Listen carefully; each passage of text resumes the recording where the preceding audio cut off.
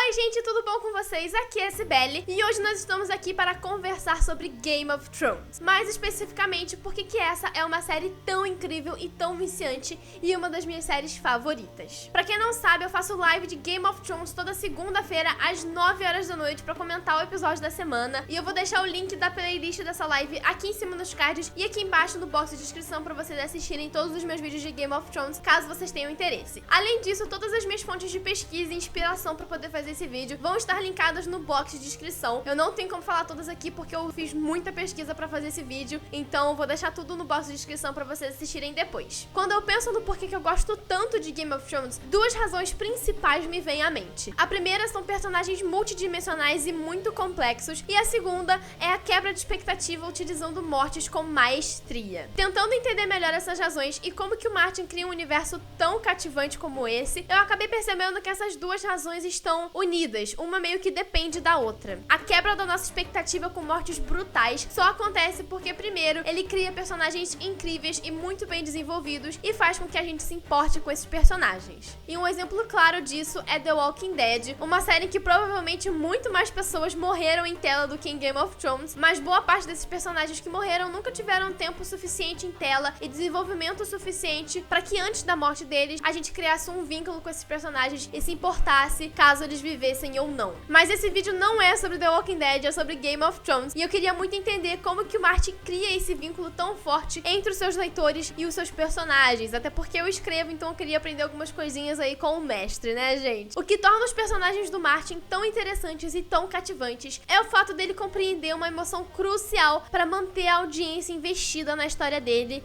que é a empatia. Como eu já mencionei, em The Walking Dead vários personagens morrem, mas isso não faz nenhuma diferença pra gente, porque nós não criamos uma empatia e um vínculo com esses personagens. Já o Martin usa 4 recursos pra fazer com que nós criemos empatia com os personagens deles: deficiência, perda, relatividade e intensificação gradual. Além disso, o Martin consegue quebrar as nossas expectativas de uma forma genial, porque ele sabe muito bem utilizar as mortes que ele escreve. O primeiro recurso que nós vamos comentar aqui é a deficiência. Quase todos os personagens do Martin têm algum tipo de deficiência, que pode ser física, como a do Bran, ou então qualquer outra característica que coloque o personagem em uma aparente situação de desvantagem. O Jon Snow é um bastardo e não tem direito a nada dentro da família dele. O Tyrion é um anão e é super desprezado por causa disso. A maioria das mulheres na série encontram obstáculos por causa do seu gênero, e um exemplo muito claro disso são as primeiras cenas da Daenerys lá na primeira temporada. Quando Viserys vende a Daenerys pro Khal Drogo em troca de um exército e de uma coroa, nós instantaneamente criamos repúdio ao Viserys e empatizamos com a Dany, o que também entra no terceiro recurso, que é da relatividade, que eu vou comentar daqui a pouco. Com o exército de Khal Drogo, eu deixaria que toda a tribo comesse você. Todos os 40.000 homens e seus cavalos também, se fosse preciso. O Ned Stark, por exemplo, é um personagem que não tem nenhuma deficiência física, mas ele é propositalmente colocado em posições em que ele está em desvantagem. As maiores qualidades dele no campo de batalha, essa personalidade de soldado honrado dele, é exatamente o que o deixa em desvantagem em Porto Real. Ou seja, as qualidades dele se tornam defeitos na Guerra dos Tronos e acabam com a sua morte. E morreu. O segundo recurso é a perda. O Martin sabe exatamente quem são os seus personagens e ele os desenvolve e estabelece muito bem. E aí, volta e meia, ele vai pegar um desses personagens e retirar desses personagens o que é mais importante pra eles e mostrar as consequências disso. O Theon, por exemplo, é um personagem que tá muito preocupado com a sua masculinidade e sua virilidade. Ele quer ser visto como um garanhão, um homem viril, um nascido de ferro, e aí ele é torturado e castrado pelo Ramsay até o ponto em que ele vai perder toda a sua identidade.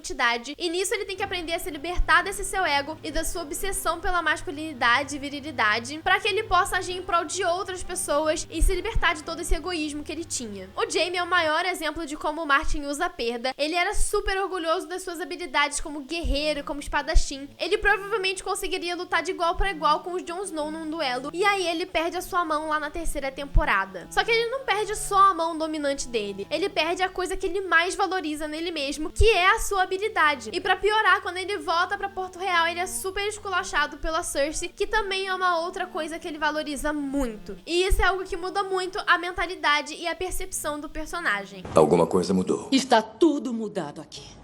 Você volta depois de tanto tempo sem pedir desculpa e com uma das mãos e espera que tudo esteja igual? Quer que eu me desculpe por quê? Por me deixar. Acha que eu quis ser prisioneiro? Queria o quê? Você foi embora.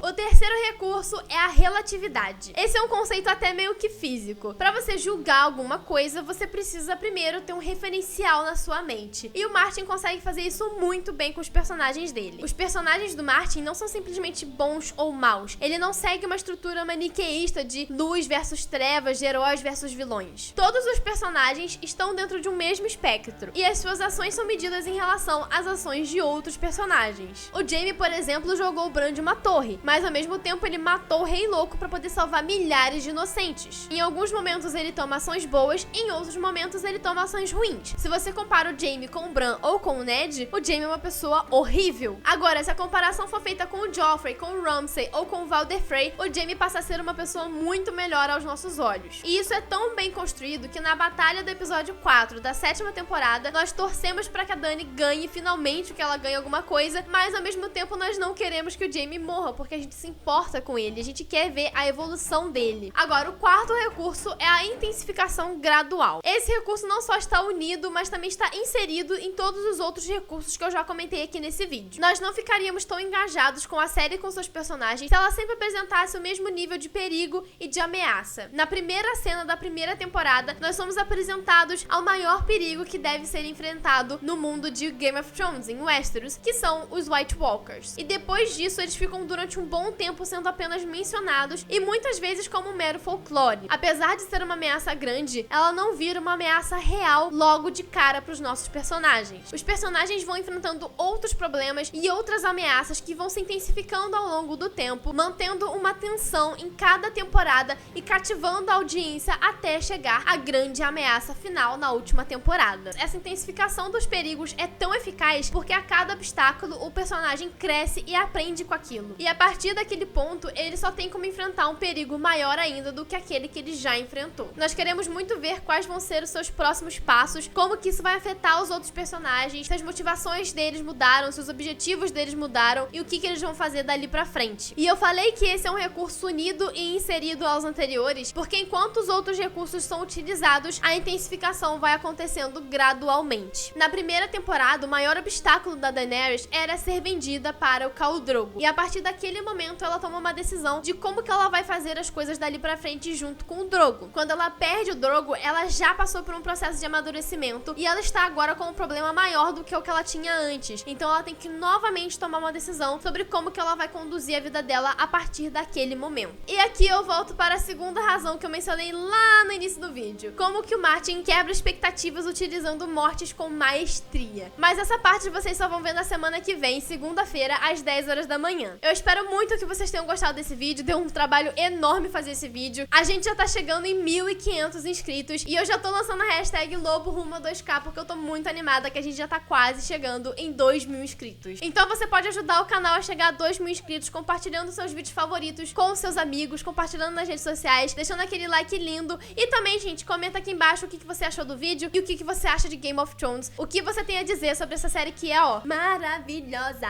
Eu vou começar aqui no canal também um pedido, que é pra que vocês me ajudem com as legendas dos vídeos. Aqui embaixo na descrição tem um link pra você ajudar a legendar esse vídeo em português, para que usuários do YouTube que têm algum tipo de deficiência auditiva consigam apreciar o meu conteúdo também, apreciar o meu trabalho e ter acesso a esse trabalho, ter acesso a esse conteúdo. Porque imagina só se você estivesse assistindo um vídeo, só que você não conseguisse ouvir o que eu tô falando e não tivesse nenhuma legenda pra você conseguir entender o que eu tô falando, saber o que eu tô falando. Seria muito chato, né? Aqui do lado tem uma recomendação de vídeo pra você assistir depois que você deixar o seu like nesse vídeo. E também, se você não é inscrito ainda, se inscreve no canal, clica no sininho pra não perder nenhuma notificação. E é isso. Eu espero vocês no próximo vídeo. Um beijo e tchau!